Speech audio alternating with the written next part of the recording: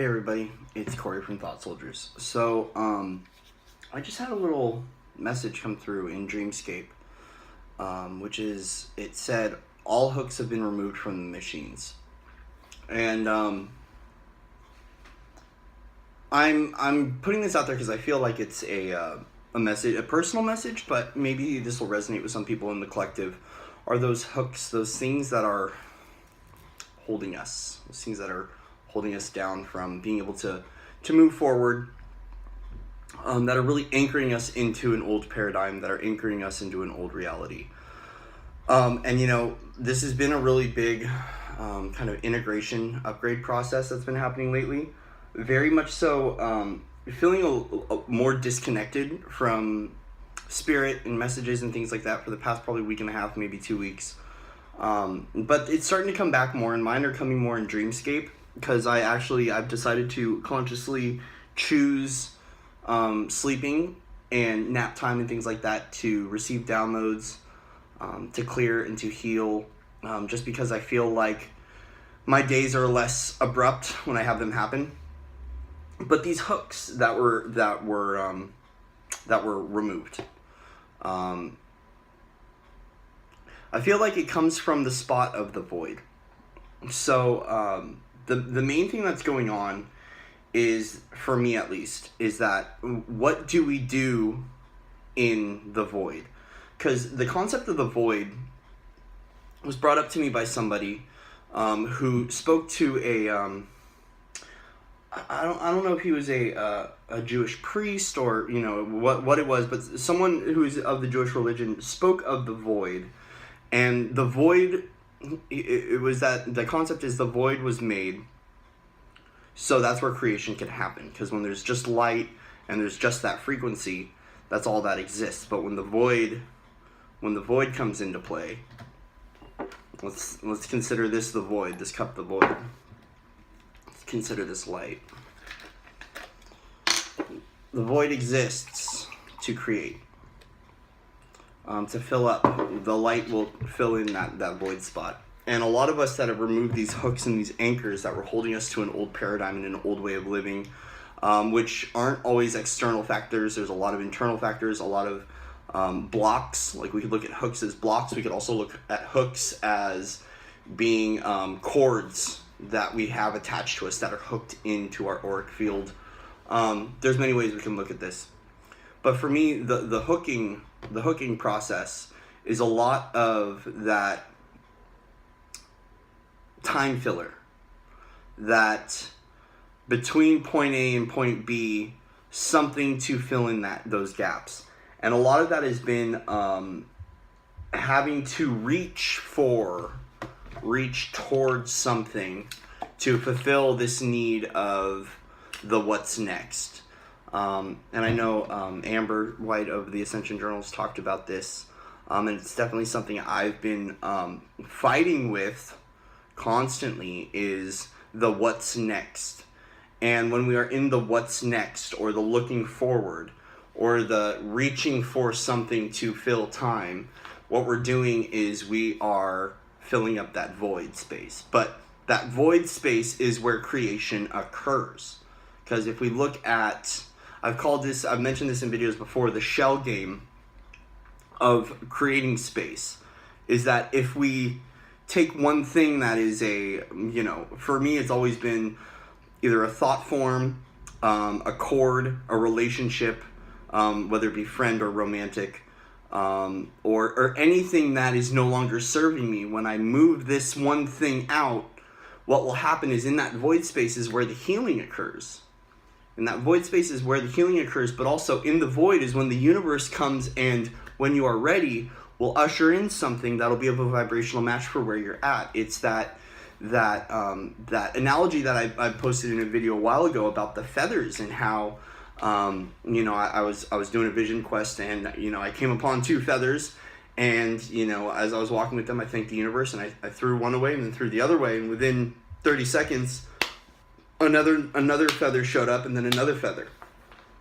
And so in that void is where creation exists and creation lies. And for those of us that are trying to get out of the old paradigms when it comes to when it comes to career, things like that, and really stepping into our journey, there is now that void, or that void is now being created for us.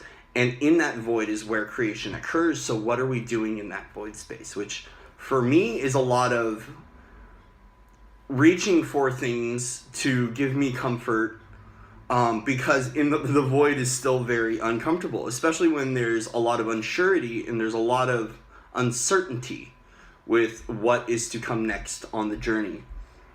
And a lot of this ties into tests, really testing us with whether or not we're going to engage in those things again. And not all of these things seem extremely harmful at the surface, but when we engage in that for that pattern, that thought process, that behavior for a little while, you will notice, if it's not serving you, that there's a drain point in that action. You will walk in, do that action, and walk away, and at the end of it, you don't feel fulfilled, you're feeling drained. And that is an unfair energetic exchange in my realm that I'm trying to work with, because it's time to fill that space with things that are going to create not only a better world for us, but a better world for other people, or even for creating a new way to approach our day-to-day, a new way to approach career, to approach business, a new way to approach an individual, a new way to approach relationships. And so now, for those of us that have more of the void to sit in, we're having to look at those things and really come up with more healthy coping styles and coping skills, so we can consciously create, because that's the key of this, is the void exists for creation. And so I wanted to put this out there, that I got that message with the hooks being removed. And I woke up and I didn't feel like, because I still have some certain hooks that are like hooking me to old beliefs and old patterns, and I'm aware of them, and I'm like, okay, I need to cut that, especially when, these kind of tests happen. And I don't feel like they've been removed. I think what's going on is for me at least, I'm now conscientious of what those hooks are and what drains they have on my life. And now I can consciously choose to cut those hooks out of my life. And so I wanted to make a little quick video about this, is that, if you are going to step into your role, or you've made recently a lot of space to be able to usher in manifestations and things like that you've been really looking forward to, in that void is where you will start to discover that there are still old cycles, old behaviors, old patterns that can really drain you.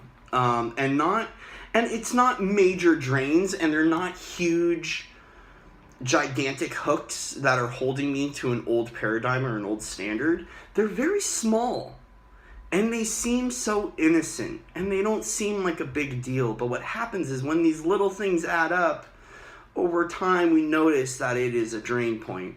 And when we notice that there is this need to grab for something, to bring it into our reality, that is another option to really go within and go, what is this? Why are you here? And why do you still reach for this in your reality? What in your reality are you reaching for externally to fill that void space that you can give to yourself unconditionally to fill that void? And that's the question that we have to ask ourselves if we have a lot of that time, is what can I give myself that is healthy, that is going to fill that space, or at least create that space for a new energy to arrive. Because once again, when we are creating space, it's not always a physical manifestation that will arrive. It could be a new energy. And that new energy is really what is I feel like the tipping point of stepping into our roles, is that new energy, with it will come a new level of healing, a new level of understanding of ourselves, and thus turn that into in action and embody this energy into us so we could be a better service to another individual. And most of the time, it's a being better service to ourselves. So when we encounter an individual that needs this level of healing on the outside, we can tell them, this is how I did it. I went through that, and this is what I did to get through it. And that's what us way showers are really trying to step into, is really healing these aspects, stepping into understanding why we do things, why we reach for certain things, and what we can give ourselves of that to be able to fulfill that need, and then thus be able to practice better self-love and self-care, which when we embody that, it will shine outward and people can see that, because we're walking around with more dignity, a lot more confidence, real confidence, not false ego confidence and false pride, which I have huge issues with. But yeah, like a genuine self-love and a genuine self-confidence that we can embody, and it'll give us strength to carry forward and really shine and show other individuals that they can love themselves unconditionally as well. So a quick little message I wanted to put out there, and with a little video of the discussion of the void and that creative space, and what are we doing in that void to consciously create for a better reality for ourselves. So that's all I got, guys. Much love and respect. If you haven't already, click subscribe. If you want to reach out, go ahead and do so. My email is CoreyMacLite, LITE33 @gmail.com. And yeah, in the description box, I've got my appointment calendar, got my PayPal up there, and list my email too. So reach out if you guys need any services. I'm here and I am available. All right, much love and respect, and I'll see you on the other side. Namaste.